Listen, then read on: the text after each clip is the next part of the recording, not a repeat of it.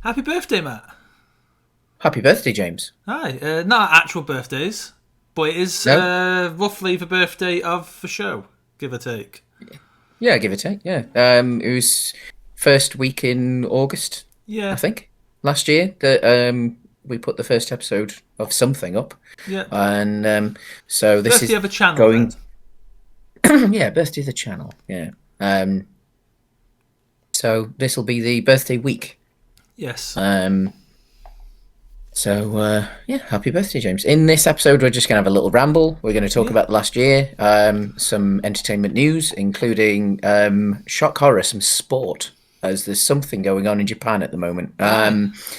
And we'll have as we did with the 50th episode celebration day, we're going to steal some, excuse me, Some better planned Omega Cops. formats.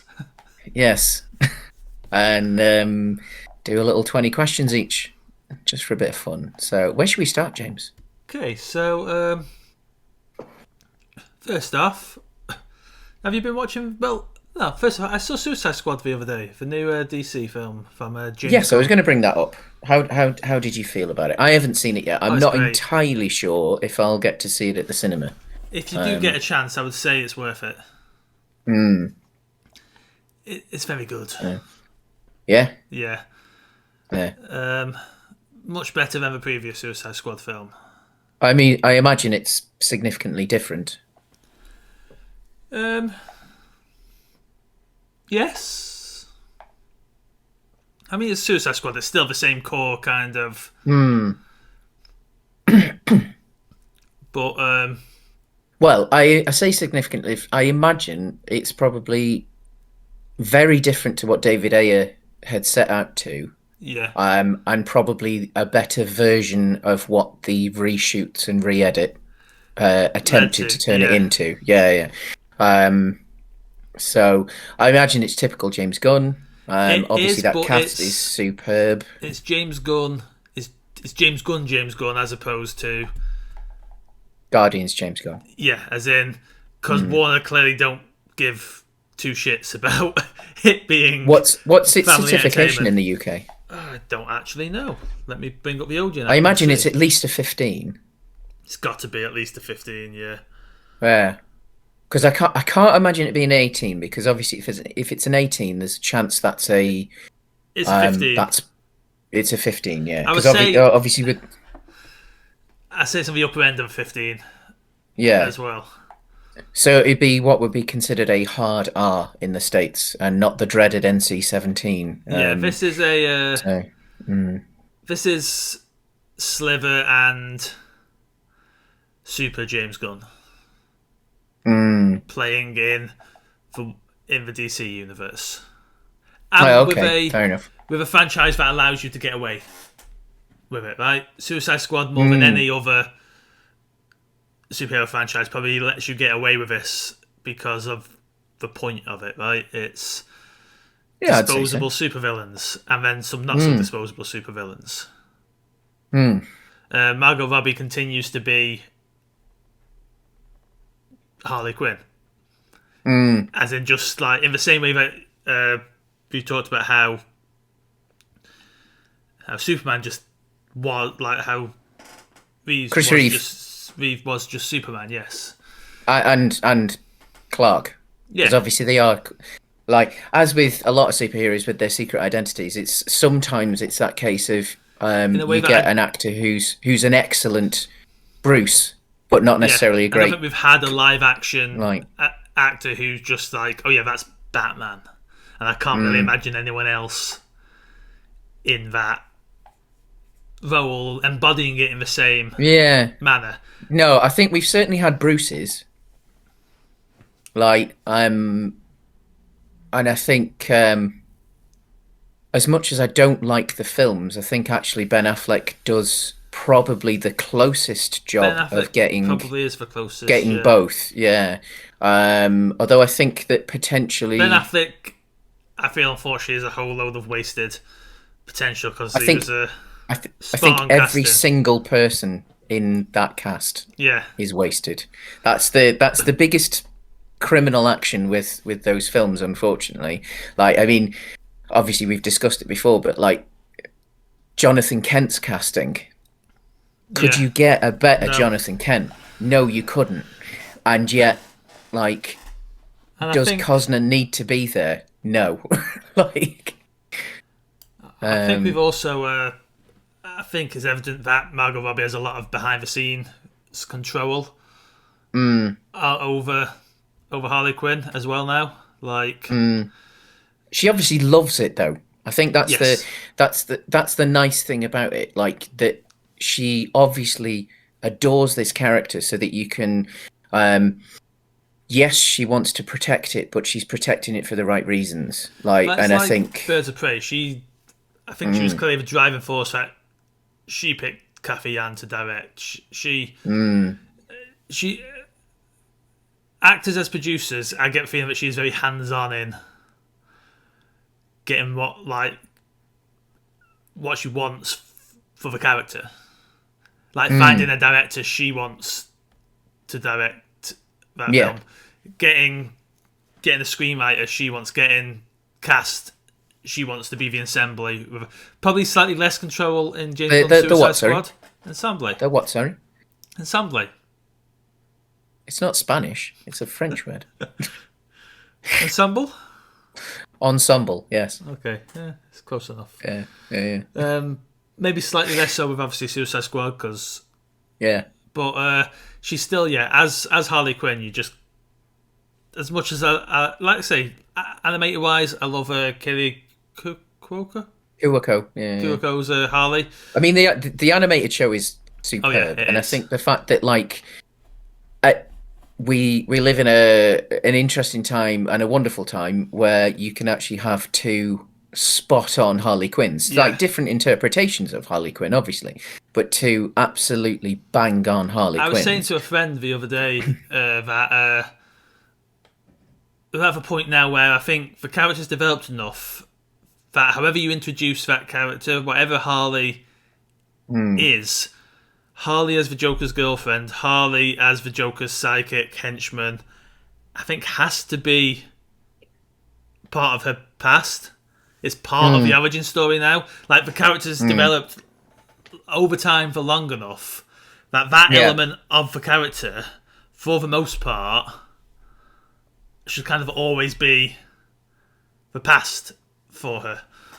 Yeah, I think it's also in the mainstream knowledge enough now that you can have a Harley Quinn where it's more of a case of referencing, or a case of like you're telling the story of after Joker, where it is the emotional breakup, where, like, which is quite relevant to normal people. That, like, yes, it's the emotional breakup between two potential psychopaths, but like it's still a breakup, and that's what humanizes her. In like, it's because she's evolved beyond villain in a way that I don't think the Joker ever will or can. And I don't think the Joker should. No, the Joker shouldn't. Because if you consider like popularity or how many issues of a comic a character has had, like there's certainly a lot more solo issues of Harley Quinn than there is solo issues of the Joker.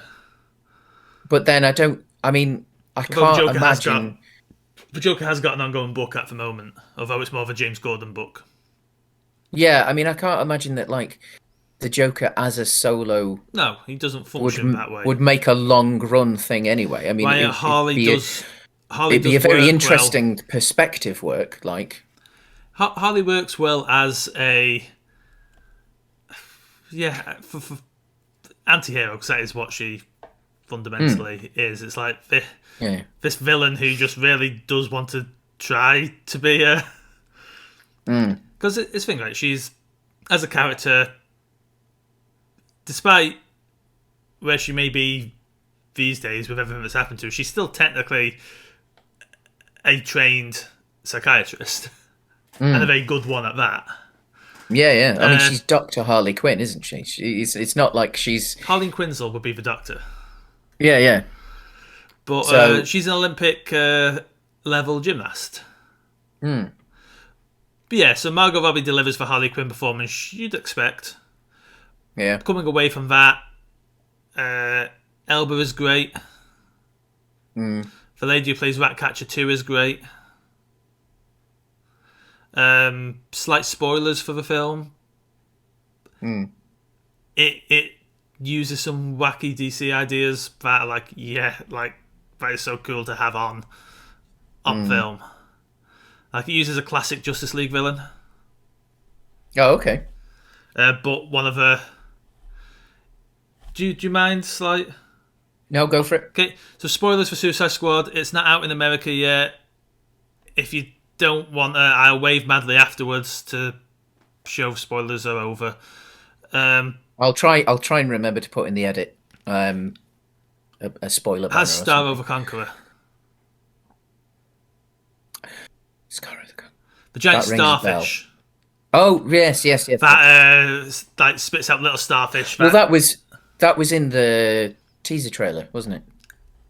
Yeah, it's full on like giant kaiju style. Though it's brilliant. Coming back out of spoilers now. Why? Yeah. Mild spoilers. Again, it was in the trailer. Yeah. One of them. So. But it's. I might not even put a banner on for that. Cena is great. I think that's almost a given now. Yeah. I mean, especially considering how much they seem to be having a bit of a bromance, him and Gunn. And I'm looking forward to the TV show. Yeah, I think John Cena, when he's got someone to work with who gets John Cena, and will allow John Cena to be John Cena. I think reinventing himself as a comic actor probably did him a world of good. Yeah, because he's never quite gonna be The Rock for the action. Be The Rock, and I don't think that's an issue. No, because obviously, The Rock does that job very, very well, and obviously Dave Bautista does Sirius incredibly well with some beautiful little bits of comedy in the Guardians and stuff like that.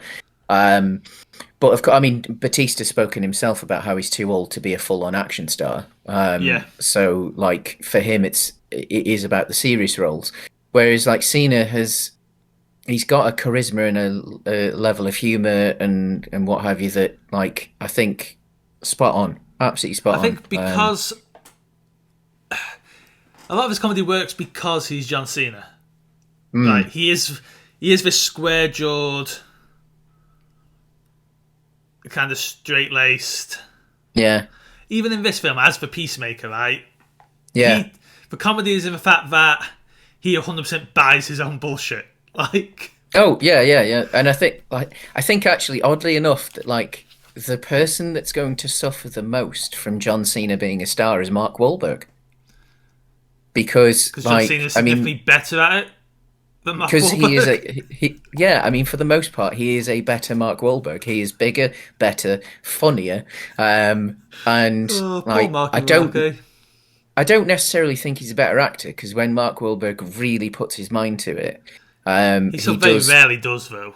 Yeah, he's like the not as good Nick Cage. Speaking of which, I really want to see Pig. Because apparently it's Nick Cage going full Nick Cage. I want to see in a really understated performance. I want to see his Five Nights at Freddy's knockoff as well. Willy's Wonderland. Yeah. Where he gets hired to clean up the amusement park and it turns out it's like the animatronics come alive and it's some kind of village that sacrifices newcomers to the amusement park. So it's just him surviving in a Five Nights at Freddy's knockoff for the whole film. I do have, obviously we're going on a big tangent here, but I do have huge respect for Nick Cage. Will do literally anything for the money, and then when the right script comes along, he just goes, "I'll have an Oscar, thank you." It's just the ability to just turn it on. Well, his last few years have been being an indie horror darling, haven't they? Colour Out of Space, Mandy, Pig. I need to actually catch up on a lot of that. There's so many films, obviously when I lived in Korea, that I'm so far behind on. Was there a Patrick Stewart film that was a bit of an indie film that came out while I was over there, and I can't remember what it was. I'm not sure if it was that while you were over there. You're thinking of I think it was. You're thinking of Green Room, Anthony Yelchin's last film. Yeah, I didn't see it, and because it was fantastic. I think it was the first year I was there. It's punk punk band, and we end up playing a Nazi club accidentally, and Patrick Stewart is the head of the Nazis. Oh, nice. Because you know how obviously punk has the problem with Nazis trying to infiltrate the scene over the years. Hence, and they sing at the club. They sing Nazi punks fuck off. And obviously the Patrick Stewart led Nazis are not overly keen on on that, so they hunt them down. Cool. Well, I'll great turn by Yelchin as well as his last as his last film. God, that was such a loss. It was, and it just such a pointless one as well, just because he forgot to put his handbrake on. Right. It's one of those things that hammers home for fragility of life, isn't it? Because he was young, and it's a mistake anyone could. Literally anyone could make. Yeah. It's such a non-Hollywood way to die. Like, it's definitely the Janis Joplin choking on a ham sandwich kind of like, what was that? Like, was it Janis? Yeah, I'm sure it was Janis Joplin. And he's at the start of his career. He had so much more to give. Definitely.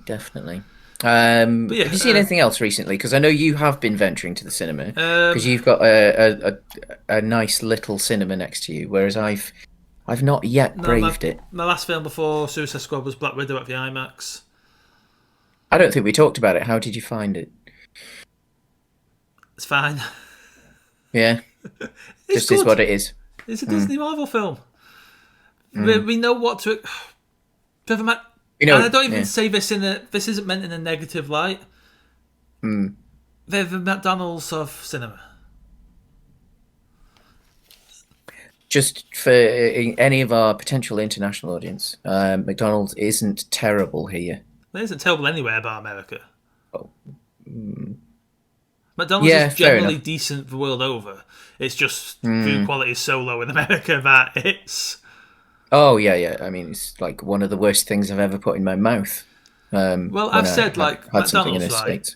Find anywhere that's going to deliver you as good of a double cheeseburger or a double hamburger in your case for £1.19. Yeah. Right? It's £1.19 for a decent cheeseburger. There's nothing wrong with a McDonald's cheeseburger. It's fine. It just is what it is, yeah. Yeah.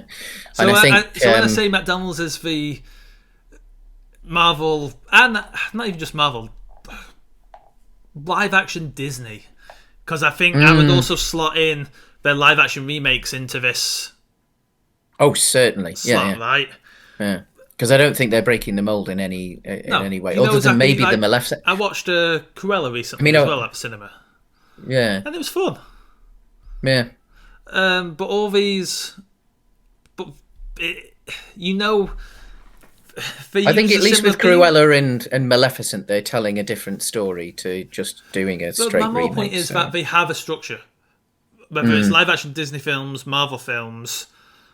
You know exactly what to expect when you sit in that cinema seat. In the same way that when you can walk into a McDonald's anywhere in the world, roughly, like you could be in Spain and you can walk into a McDonald's, and you know what you're going to get. There'll be some some staple burgers that you get in almost every single country, except for potentially some Hindu areas where they won't focus on the beef, and then that's about it. Like you order that double cheeseburger anywhere in the world, pretty much, except for America, and you know exactly what that's going to taste like. Pretty much, yeah. And that is an impressive feat in and of itself. Yeah. Admittedly, when I lived in Korea, they used closer to the American ingredients than we do here. But I had a McDonald's when we came to visit you, and it was a McDonald's. It was a McDonald's, and it tasted weirdest fine. stuff on the menu. What I did feel, because it took us a while, because there's that much salt and preservative in it. We used to get hangovers from McDonald's, like no alcohol whatsoever. And the day after a McDonald's, if we had a McDonald's in the evening, we would get a McDonald's hangover in Korea. Whereas like obviously over here we don't. But yeah. So you've And seen that. I don't know what the what first film is I'm going to see. what Black Widow did do very well was introduce Florence Pugh. Yes. The dynamic between Johansson and Pugh was great, and I'm so excited for more Pugh in the MCU going forward as the new Black Widow. She's an excellent actress. Yeah. She can do the indie stuff. She can do the big stuff. Like you both. Did you see Fighting with My Family? Yeah, she was great in it. Yeah, she was excellent in that. She's great in Little Women. So I mean, she's someone that like, and I think it's something that Marvel have done very well. I know other films have done it as well, but Marvel have done very well in that they've brought in some good quality actors to do their superheroes, and I think directors. And directors. Yeah, I mean, there's some excellent directors, there's some excellent actors, good writers as well, and it just shows that, like, yes, they are formulaic, but if you have quality and you allow quality to play in that space, then you can create quality as well. Like, I mean, sure, there's the more kind of bubblegummy ones, but then you've got things like Winter Soldier or Civil War, and they are magnificent. I think Marvel films come at Civil War isn't, but I'm not a fan of Civil War.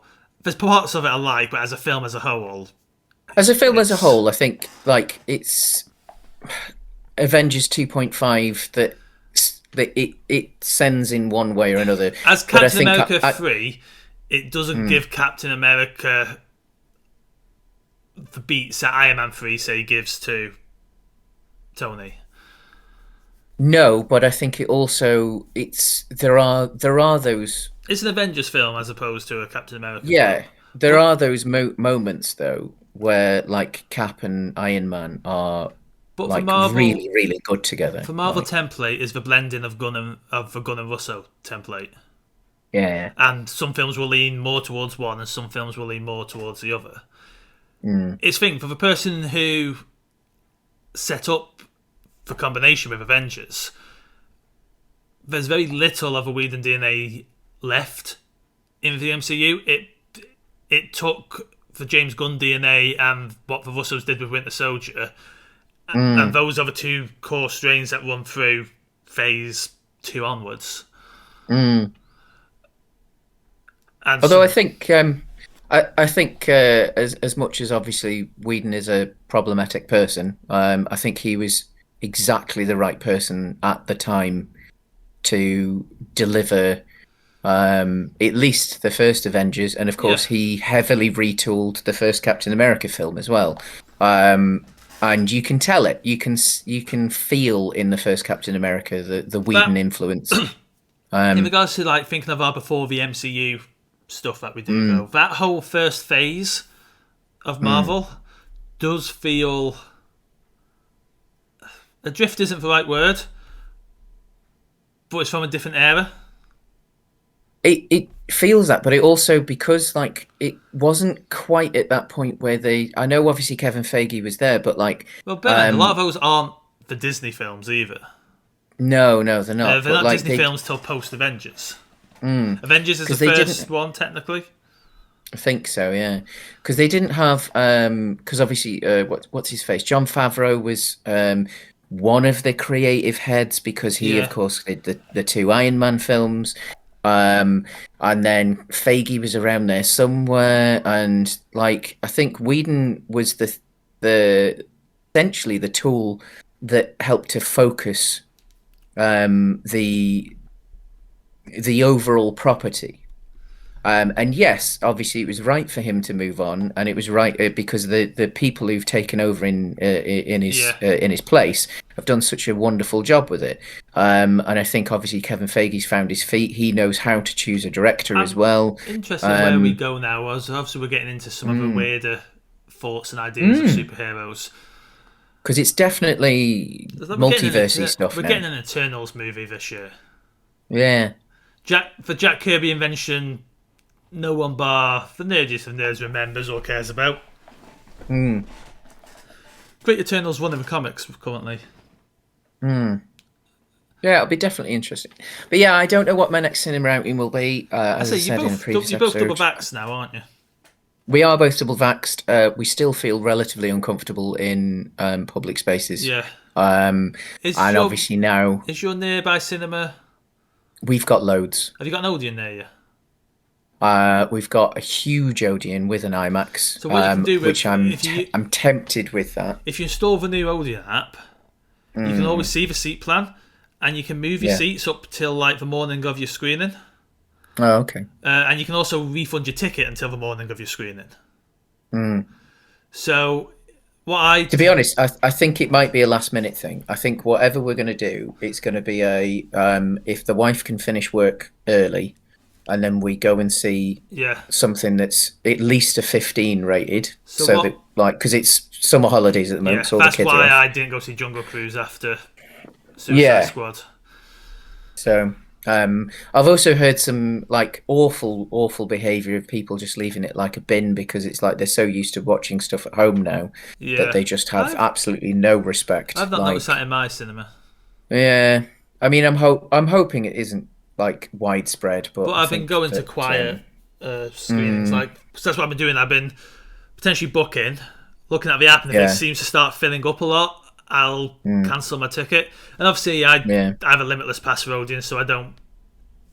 You don't lose anything or gain anything. I have have prepaid, but I don't pay for a ticket. So, I mean, we're quite spoiled. I mean, obviously, I do live in a city centre, but I've got a smallish View cinema, which is like a 5-minute walk from here. We've got a huge Odeon at the Metro Centre, including an IMAX. So when Dune, which we talked about last week, and Bond come out, I will be going to the IMAX at the Odeon for that. Could be worth. But then maybe if we've got. Do you reckon it could be worth timing a visit up to you guys to see? Oh, go on then. The IMAX? So because we recently tidied the flat as well, so it's actually looking the best it's ever looked. You can actually get to the spare bed now. But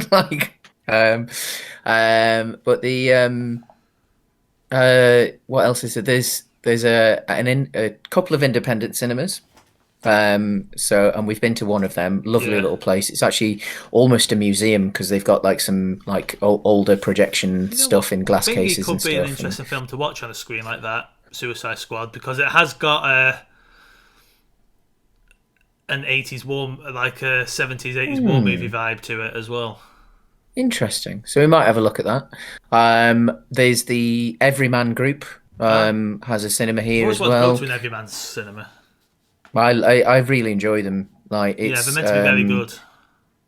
It's slightly themed rooms, and then they're really comfortable seats, and they've got a bar restaurant thing, so it's an adult experience.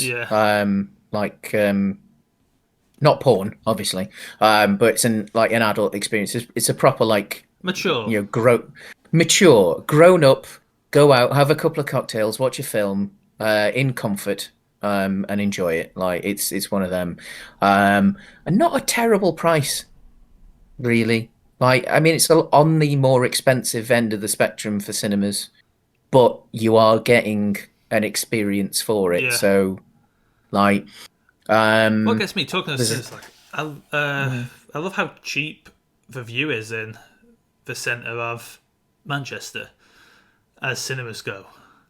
Well, they've almost all of them gone to £5 a ticket now. Like the Printworks, right? Is £5 a ticket.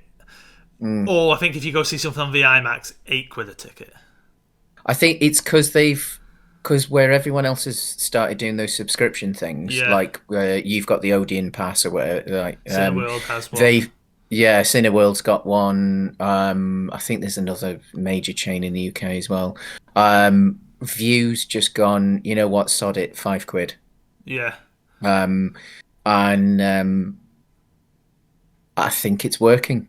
Because it's fair, it's fair enough. Like, you can't beat the value of something like the Odeon Pass if you are a big cinema goer. Yeah. But if you're a casual cinema goer, like some months, it might be you want to go 4 times a month. Other months, it might be you might Yeah. not go for another 6 months. Well, that's the thing. Like, I don't think, as weird as it sounds, I don't think it would be worth it for me to pay monthly for my Olympus Pass.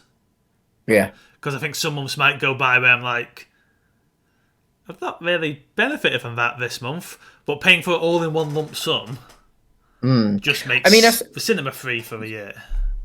Yeah, because it's a yearly thing rather than a monthly thing. And So once I've seen you can write 12 films, I've roughly made my money back. Yeah. And of course, you've got that nice little one around the corner from you. So, like, for you, you can go and exploit that as much as you wish.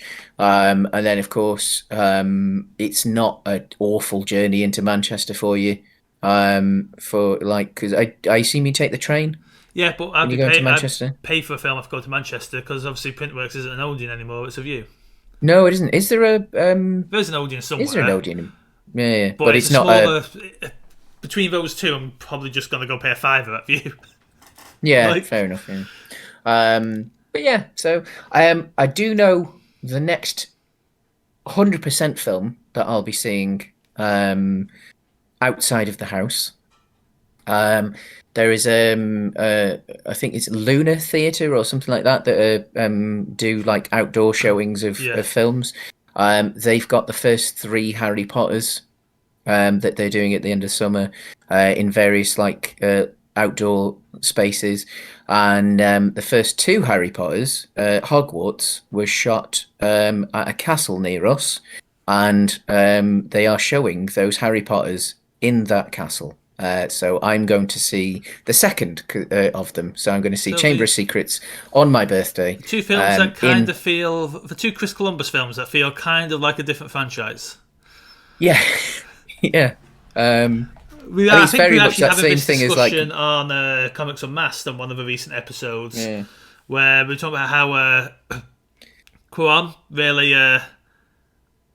set the framework for those films and the geography of the films as well.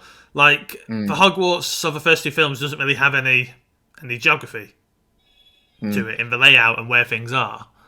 Yeah. While when making Prisoner, Cuarón really sets the shack is here, the Whomping Willow Tree is here, and there's a firm geography to. Well, they also changed the shooting location because they move it from Alnwick Castle to a castle in Scotland somewhere, which looks more gothic and like it's up on a hill and things. So it's which makes sense for the slightly darker stories as they're going on as well, because you need the if anything the more fearsome looking structure that is Hogwarts in the later films. But moving on from films, Matt, have you been watching the Olympics? Quite a bit. I've been dabbling. I've watched fair amounts of the new action sports. I've watched like the BMXs and stuff. I watched the street skateboarding. I know park skateboarding is still to come. I'm quite looking forward to that. I watched the freestyle BMXing the other day. Yeah, we got a gold in the women's and a silver in the men's. Yep. And we got a gold in the women's and the silver in the men's in the BMX the racing sprint. Yeah. That's always been there, hasn't it? And it's for freestyle. That's been there for a while. Yeah, it's been there for a while. But I mean, it's still incredible. Like, did you watch those races? Yeah. Yeah, because the girl who... Someone from my hometown's won gold in the past, someone I went primary school with. The girl who won that sprint race, she gave it her all because she's had to crowdfund to get the funding to go there. Yeah. She's like, she went in there not necessarily expecting to even get a medal. Like, she's not that high ranked. Like, she's good. Don't get me wrong. She deserved to be in the final. Obviously she won it, but like, there was relatively no expectations on her, and then she went for it, and she had the defending world champion, Olympic champion, behind her the entire way. Yeah. And then of course, her legs gave up as she got off the bike once she'd won the gold, So if you watch like the post race interview, once she's composed herself, she's actually sat on her bike because she still can't necessarily stand up properly. It's just like that. It just goes to show how hard these Yeah. people go for it. Like, Now incredible. watching some of the freestyle. Obviously, our gold medalist pulled off a trick that had never been pulled off in competition before. By a woman. Yeah, by a woman. Well, I think it's first Yeah. female to ever go for it, which she failed to land in the previous run as On well. the first one, so, yeah. So the commentators was like, "Are we going to go for a safe one this second time round?" And it's like, "Nope, we're going for it." It wasn't the fact that she landed it; it's actually when went and did two more relatively nuts tricks after it.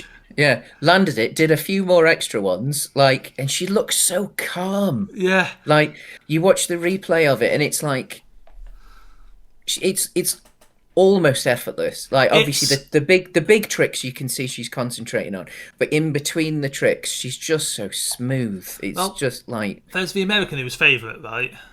Who I think on the first one got a 96.5, and our rider got a 97.5 on the second one.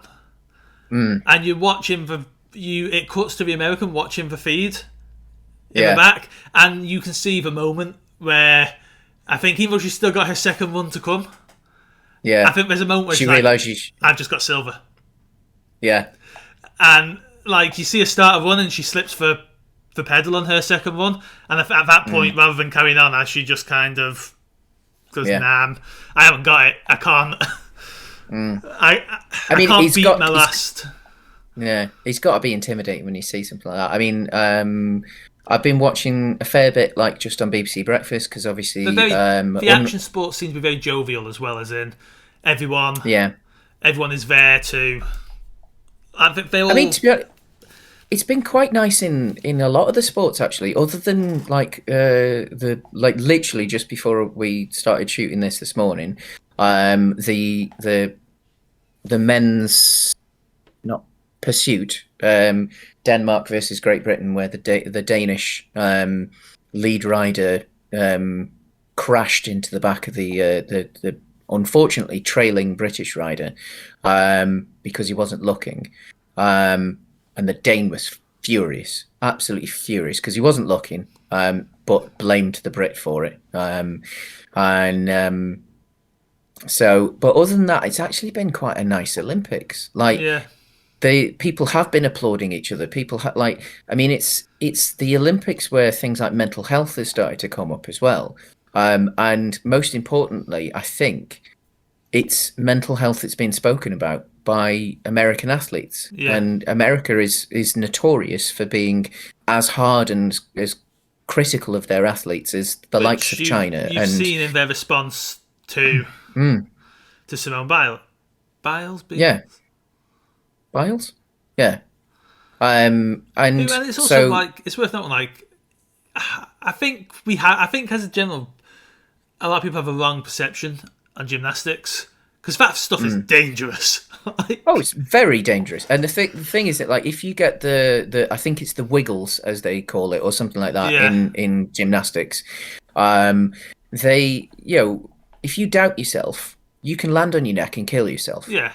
Easily. There was a gymnast 2 years ago, I think it was, who broke her neck and she's crippled for life. Like, that's it, done. Like, because she had the wiggles when she Matt, disabled. Let's not use the C word. Oh yeah, sorry. Yeah, I do have my uncle's disabled and he uses the C word a lot. So unfortunately, it is like kind of part of my regular discourse whether I should use it or not. So I apologise if I've offended anyone. But yeah, I mean, it's a very serious thing that, like, if you have any doubt in those situations, like, just don't do it. It's fine. Like, that being said, there was an American gymnast the other day who nearly stumbled in her first. It was on the the one where they do a big old run up and then spin off a jumping platform. I can't remember what it's called, but like, and she was a medal hopeful. Like she should have been on for getting a medal. Fluffed the first one. Sorry, I'm just trying to reach the power cable because this laptop is running. And you could see how heartbroken she was, and it took her several minutes to compose herself. And everyone, like all the commentary team, are like, "Look, if you need to, no one's going to judge you. Like, just don't do the second run." And it looked like she might do that. But she managed to compose herself, and then she went for it and did an incredible second run. Obviously, it's a cumulative one with that particular sport. So, unfortunately, she wasn't going to medal, but she at least managed to leave with her head high. But she took the time to compose herself. You could see that she was thinking about doing the sensible thing. And I think, it's great. Like, it's unfortunate that there is discourse out there, like in particular in the States. Like, I know it's in China as well. There's been some death threats to those getting silvers and bronzes in China, which is awful. And also, can we just say, like, silver and bronze? Yeah, you're still the second and third best in the world. Yeah. Yeah. There's a reason there's 3 medals, right? And it's not just golds. Yeah. You're still better than roughly 7 billion people. Yeah. Like, it's still a medal. Something. Yeah, it's still a medal. Like, I mean, the closest either of us will ever come. Obviously, there was a digital Olympics this year. The Olympics trialed some sports before the official games started about 5 weeks ago. And Gran Turismo is one of them. I'm rather good at Gran Turismo. I'm not amazing at Gran Turismo. I play it every day, and I was 5,000th in the world. That's as close as either of us will ever get. And that was just in qualifying. So. I saw Piers Morgan chime in with his opinion on the whole, and it's like, Piers, you stormed off a set of your TV show and quit because your weatherman called you out. Yeah. Like, you can't go around talking about, like, not quitting and... Yeah. It's awful. Absolutely. It's like you famously, like, have no backbone yourself for, like, thick skin or whatever you want to kind of... But no, it's good. Like, I think... and then, obviously, Novak Djokovic the other day... Like, having his breakdown. I mean, he's a notorious dick anyway. But also, after he made some disparaging comments about, like, not going through with things or, like, pressure is part of it. And it's like... And then he... And then he lost his semi-final, which, of course, like, he was thinking, oh, right, so Andy Murray's not in it. Federer's not going to do it. Like, this is my chance to get because Andy Murray's won the last 2 Olympics. And before that, Djokovic was certainly not the man that he is now. Like, that was still at that point where Djokovic was definitely number 4 behind Federer, Nadal and Murray. So, like, this is his chance. Like, this potentially is his chance to get the Olympic gold medal. And he fluffs it in the semis, smashes a racket, throws another one into the stands, and then decides to just not even show up to his doubles match. Like, there's... Like, how furious will his partner be? Oh, yeah. To just, like... Because it wasn't even like he pulled out and, like, there was a reserve. Like, he just literally decided not to turn up. Like, it just... disgusting. Like, I said it on social media this week. I can't remember what platform, but, like, even if he ends his career with more Grand Slams than Federer, and it does look like he probably will do, he will not go down as the greatest tennis player of all time because, like, he just doesn't have... He's not the gentleman sports person that he should be. Like, Federer... I think Federer is a better player, on the whole, to be perfectly honest. But Federer is just Federer is exactly what you want from to lead a sport, to be the figurehead of a sport. And I think Andy Murray actually this year, coming back from his surgery with his metal hip, has been a wonderful advocate for mental health and things as well this year. That he fully realizes that he probably can't compete with the top dogs anymore, but he's not getting angry about it. He's just playing some tennis and supporting others, and definitely someone who stands up for equality in sports as well. Like there's that famous clip of I think from earlier in the year of someone of a journalist saying that first American in the Olympic final, or in the Wimbledon final or something in 20 years or something like that, and he said and he corrected them and said first American male, because of course the Williams sisters like do it just for fun, like so yeah. Anyway, moving on. 20 questions. 20 questions. So would you like to go first, James? I will, yes. So it's a video game. A video game, cool. Because I will be doing a television show to mix it up. Okay.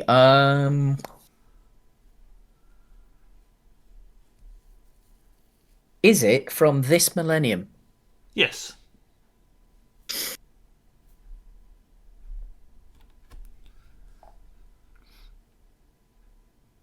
Is it multi-platform? Yes. And by multi-platform, I mean different companies, not PS3 and PS4 or PS4, PS5. Yes. Cool. So it's not an exclusive, and it's from this millennium. Is it from what you would consider the PS3 generation? Yes. Ooh. Interesting. Is it a Japanese game? No.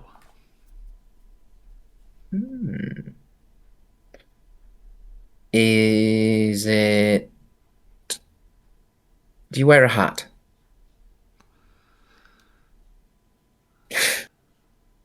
Little nod to the show that we steal this thing from. What are we considering a hat? Anything that can go on your head, including a helmet. Yes. Ooh. 5 questions.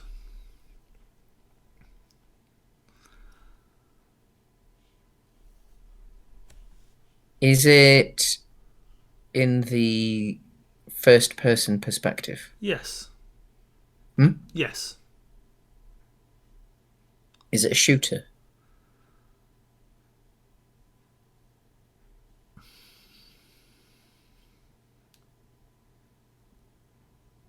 That sounds like a no. No. But you do use you can use weapons. Yes. And you can shoot, but it's not it's not a shooter. Okay. So first person, you wear some sort of head covering. PS3 generation, multi-platform. You can shoot, but it's not a shooter. Do you play as a human? Yes.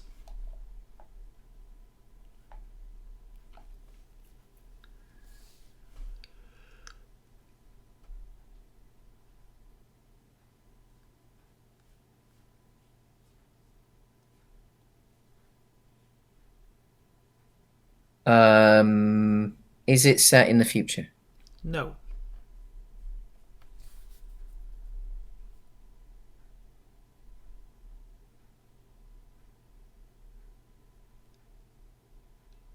Is it so there? Is it contemporary to the time it was made? No. Oh, so it's set in the past. But might. Yeah, so it might be an alternate past then, potentially. Is that a question or Is it set in the past? The question. You're on 10 Is it set so in? far. Is it set in a past, not necessarily our own? That's a weird question. Yeah, well, I mean, I've got a couple of games in my mind that obviously would be set in the past, but not necessarily our past, because obviously those things wouldn't have happened.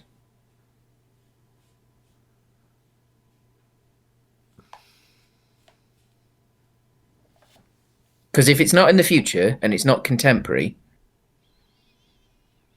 to the time that it was made, then it has to be realistically. No, I think the answer is no. Ah.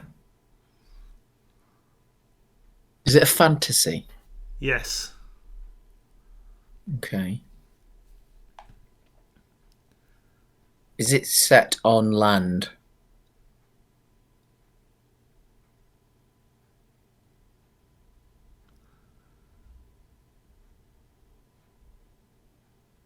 Mostly. Hmm? Most of the time. Hmm. Yes.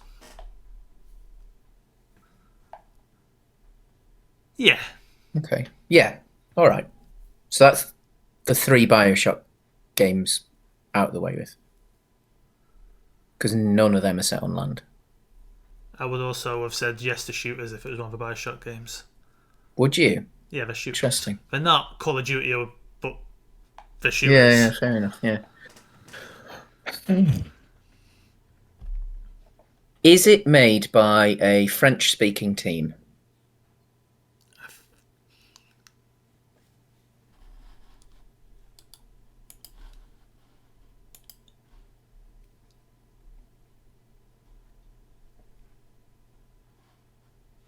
Just bear with me a moment.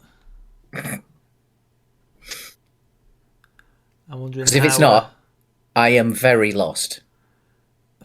I'm just wondering how specific I can get with this. Okay.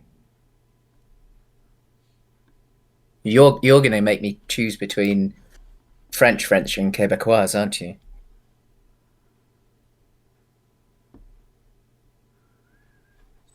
Yes. Okay. So it's first person fantasy. I've lost track of your questions as well. You can shoot, but it isn't a shooter. You probably wear a hat, or can wear a hat, or some sort of head covering. You do.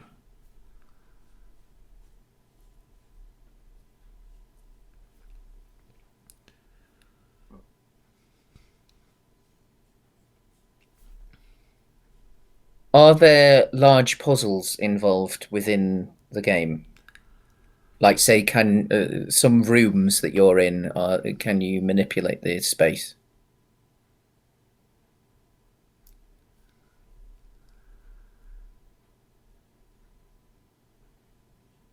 In the way you're thinking, Mm. no. Not really.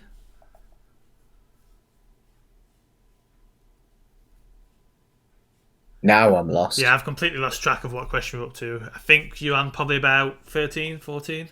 Something like that, yeah.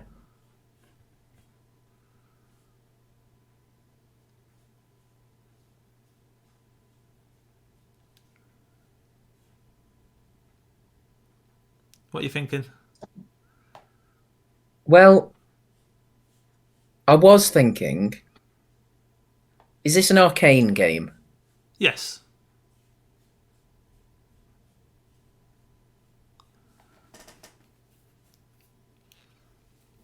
So, I'm just going to go for it. I'm going to take a stab. Is this one of the Dishonored games? I can't decide which one. Well, the generation should tell you which one. Oh yeah, Dishonored. Yeah. Is it Dishonored? Yeah. Yeah. Yeah. You did it in about 15. Yeah, cool. Stealth game, so it's not really a shooter. I get you. Yeah. I get you. You can shoot your bow, but really, if you're firing your weapons off, you've probably failed. That's fair enough. It's when you see, like, is it set in the past? It's like, well, no, it's not, because there's no future or contemporary era of this world. But it's past themed if we were comparing it to ourselves.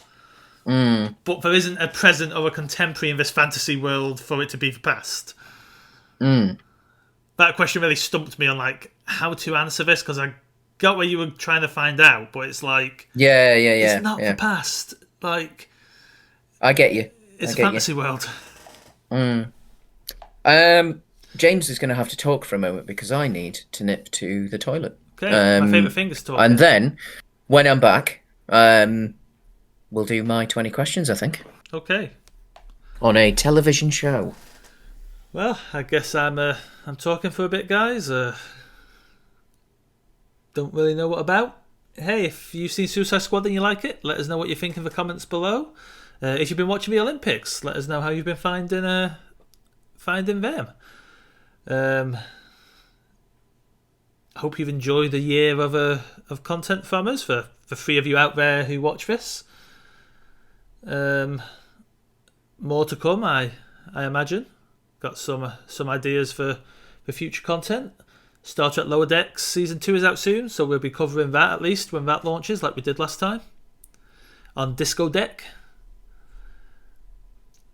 Have you played Dishonored? If you like Dishonored, one of my favourite games of the generation that came out. I think it's a cracking game. Hello, I'm back. Ah, he's back. I don't nice want to filling. talk to you anymore. No, nice filling, James. It was you covered all the bases. Right, so we'll do mine. It's a television show. Okay.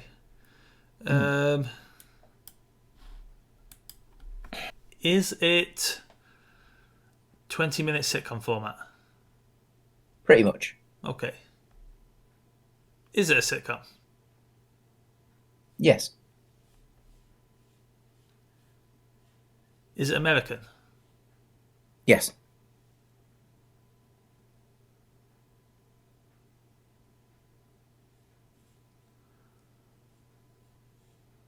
Does it feature a medical hospital during the war? Which war? But yes, it does. Is it MASH? It is MASH. Well done. The reason I asked that is I just know you too well. Yeah. Obviously, I mean, we've had a discussion on sitcoms before on this channel. American and British sitcoms are very different. They are. Speaking of, I've been watching The Goldbergs. I'm up to season 6. Oh, okay. That's a weird. It's quite enjoyable. It takes form of basically the show's creator telling his story of growing up in the 80s. He's from like a middle class Jewish family, and it's all about what the 80s were like to him, the films he loved. But it's always set. It's like for key concepts, it's always 1980 something. So it's never set in any particular year. So we can just get the feel of the 80s. Like, the Berlin Wall's come down twice. He's had 2 16th birthdays. Like, time, it's not set in the 80s. It's set in... his memories. A man's memories of his childhood in the 80s, which I think is an interesting way to, not tie yourself down to anything. Yeah. But it also works well in the fact that, like, it's always sometime in the 80s. I mean, it's a nice way of playing with time and playing with memory. The kids in the family are all growing up, and like one of them's gone off to college in America. They're going through the years of high school, but like the dates, like they've been to see Batman, but then after that, E.T. might have came out on the Atari, which in early seasons he's playing the Nintendo, but then he starts playing the Atari. Like it's the 80s as opposed to Well, in the way interesting. nostalgia makes us feel about these decades, right? It'd be I like might give it a go then. it's all on all four, Is it? which is a surprisingly great free streaming service for the UK. There's a lot on that you don't necessarily. It's not just Channel 4 catch up. I mean, as they boast, it is the largest free streaming service in the Yeah. UK. But yeah, season 8 is currently airing on there. But all the seasons 1 through 7 are there. It's traditional American family sitcom. But with a little twist. Yeah, you've got an overbearing mother. You've got. I mean, for me, I think I've seen clips of it for years, like because Channel 4 really goes into like posting clips on Facebook of their comedy shows and stuff. And I thought, you know what, I've got nothing to watch. Let's finally. I always find these clips amusing. Let's finally give the show a watch. I'll give it a watch. Yeah, when I've got nothing else to do. We're making our way through the Lethal Weapon TV series on Amazon. Which I had seen the first half of the first season. Yeah, that's what I've seen. And for a procedural cop show, it is right up there. Yeah. Like it is elementary good. I would say, like, because they've taken the idea of Lethal Weapon, of the broken rigs and the slightly delicate older Murtaugh, and they've done a really, really good job at fleshing that idea out. It's nicely balanced because it's serious when it needs to be serious. It's fun when it needs to be fun. There's deep characters in there while doing the villain of the week thing. Damon Wayans is a fantastic actor as well. He is. I mean, he's like, it's that odd thing with the Wayans that like they make some absolutely atrocious messes. But then they also are more than capable of just absolutely nailing it. Right? And I know they're a huge clan. The two, but for me, the two Damon Wayans and his son, Damon Wayans Jr., are probably the peak. Yeah. They're the Wayans who stand out and kind of. But it's very well done. Because I mean, Wayans is playing his age pretty much. Yeah. He's playing a 50-year-old police officer who's just had a heart attack 12 months previous. So it's actually a bit more like, it's almost a little bit more believable than the original Lethal Weapon, because like Danny Glover wasn't that old. Like Danny Glover was playing at least 10 years older than he actually was.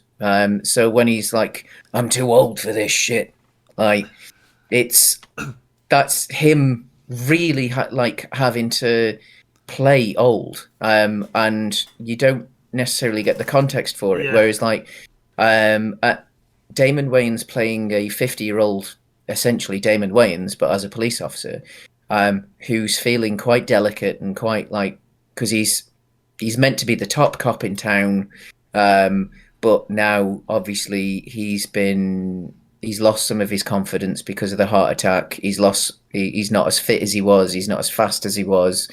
And then this lunatic gets partnered with him, who's in incredible shape, despite the fact that the only food he eats is beer and crisps. And he like, it's a really, really nice like look at aging. It's a really nice look at loss, because Riggs's character has lost like his pregnant wife dies in the opening scene, so sort of spoilers. It's just, especially for a mainstream primetime TV show that could have been such a cheap cash-in of the Lethal Weapon name. It's very, very good. Well, I know it surprised everyone when it came out. Like, oh, like, I mean, obviously unfortunate that the actor who plays Riggs has his issues, got fired. So he's replaced in season 3 by Sean William Scott, most famous for the American Pie films. Not playing the same character. He's not. Obviously, He's not most famous for the hit action film Bulletproof Monk.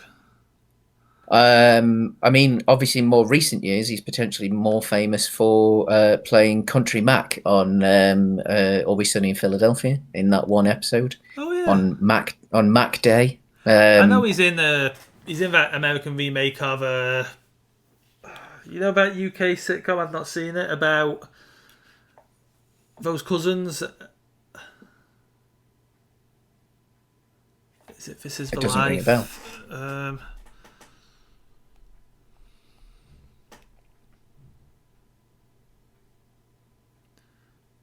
I think I know what you mean.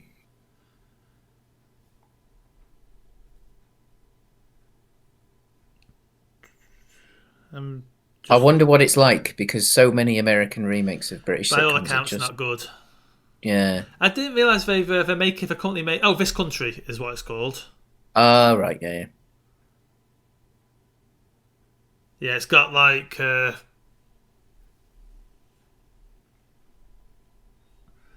Oh, I know the one you're on about. Yeah. Yeah. What was the last one? They're doing an American remake of Ghosts right now. They are, aren't they? And it's weird because, like, one of the reasons Ghosts works so well in the UK is, like, this country has been here a long time, so you can do. I mean, not that America hasn't. Like, in one form or another. Oh, there's America, been people, the land has been there. Yeah, but American history. And there's been. Knowing how Americans are with their history, they're probably not going to go back that far. Yeah, well, there's. Yeah, like when we first saw the trailer, we did a bit of a deep dive on the internet to find out what the various characters were and Aren't they? What they feel what like time. for like. Some of them are. Certain... Some of them are. Some of them aren't. Like they've got a caveman, haven't they?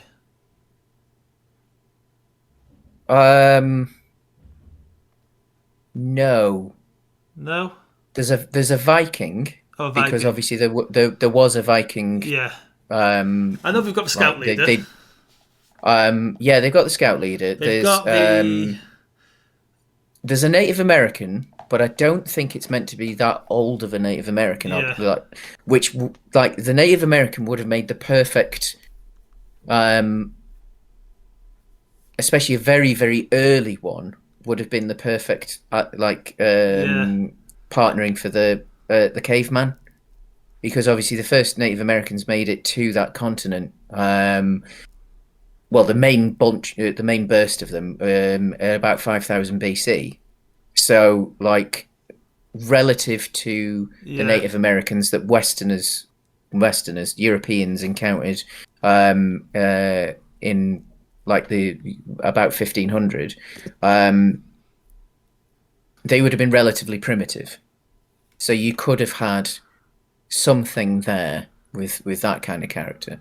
But I think it's a Native American that's actually... Politician has a like-for-like replacement as well, doesn't it? The politician is pretty much a like-for-like replacement. Yeah, so the scout leader and politician are... But, yeah. It also looks like it's a fairly like-for-like season 1. Yeah. As well. Which obviously worked for The Office. But I don't know if it'll work for this. It's the horrible history crew, like cast that makes that show what it is, right? It's Charlotte Ritchie bouncing off the horrible history team that makes it sing. You remove the horrible history from the equation, and I'm not sure it works as a show or as good of a show. It's like they've got people in the cellar. Like obviously in the British version, it's people who died from the plague. And I love that flashback in season 2 where you figure out where it all gets pinpointed on one of them. Yeah, and like as far as I'm aware, there wasn't a major plague outbreak of the similar No. significance anyway. Like there were little plague outbreaks. So it would be interesting to see exactly historically what that is and what the significance is. Because Yeah. the beauty with the British one is because it's made by the Horrible History team. There is historical significance to each of the characters. You talk about like as much as it is about the humor. Yeah. It's very well written characters that are about periods in history, and therefore you've got that Bill and Ted thing of like these characters from out of time, like having to deal with modernity, Yeah.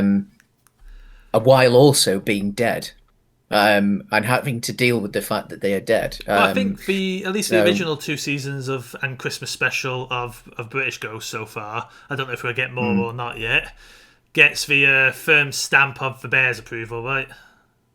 I think, yeah, I mean, I think we probably will get more, but I get the feeling it's going to be one of those like when it's ready. Yeah. It's not going to like I mean, which is how, to be honest, a lot of British TV works. It never has been that case of like churning season after season after season after season out and like on schedule.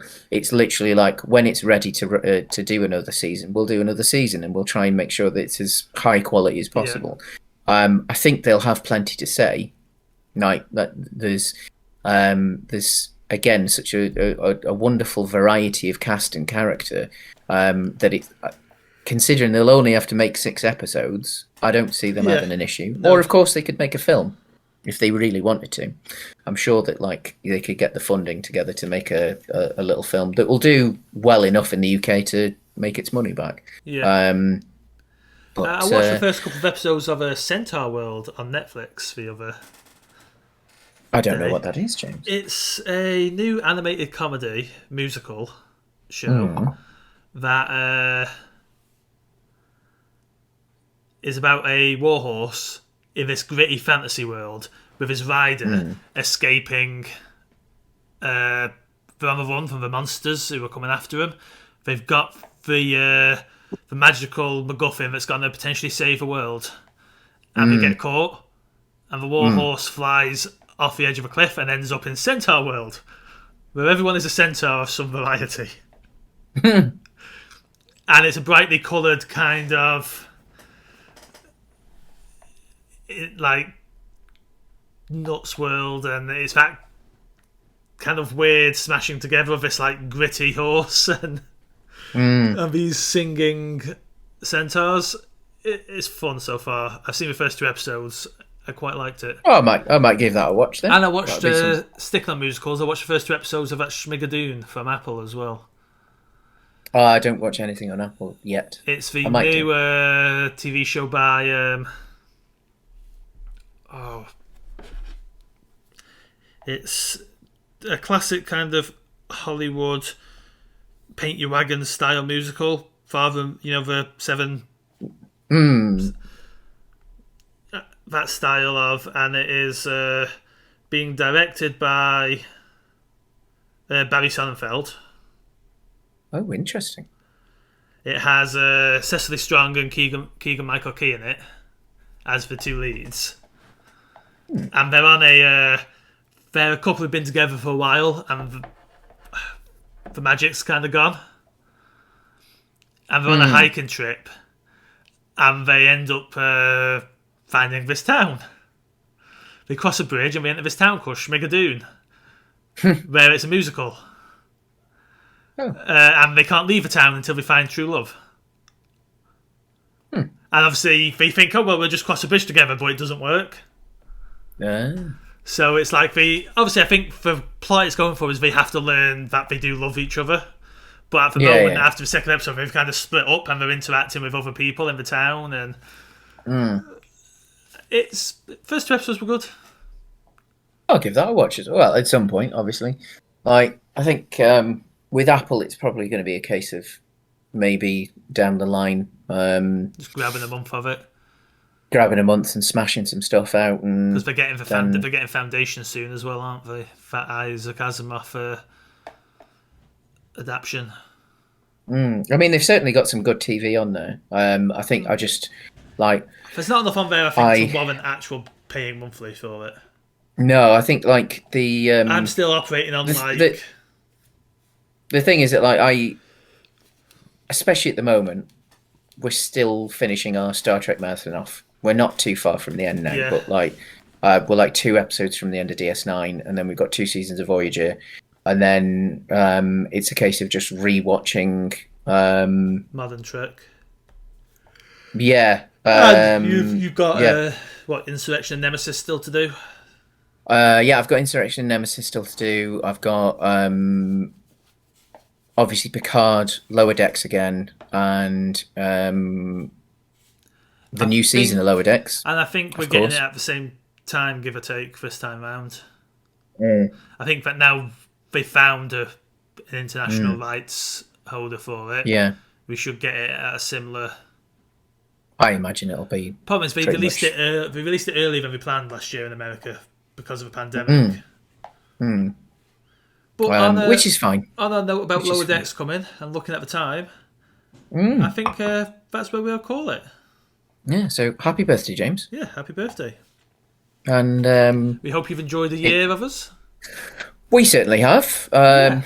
It's more than anything. It's given us something to do in this strange and weird time. But and of course, just hang out because we live in different parts of the country. So even if like there hadn't have been a pandemic, it's not like we would have seen each other that often. Yeah.